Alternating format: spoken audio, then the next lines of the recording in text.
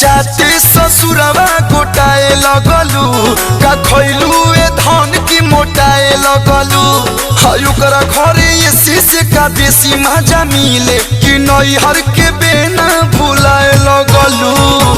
कुल कौन ज्यादा बदना बताए अरे दोना बताए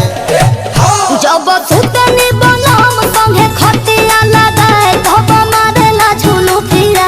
अब साए साए रे बनम के झुलू फिरा हाय हाय हाय तोर बनम के झुलू फिरा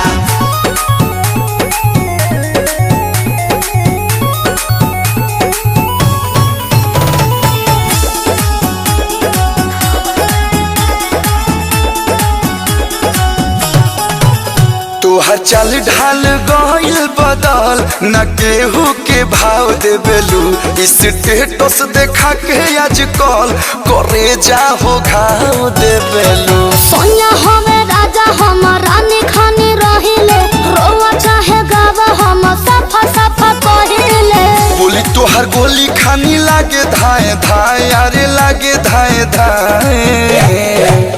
जब सुतनी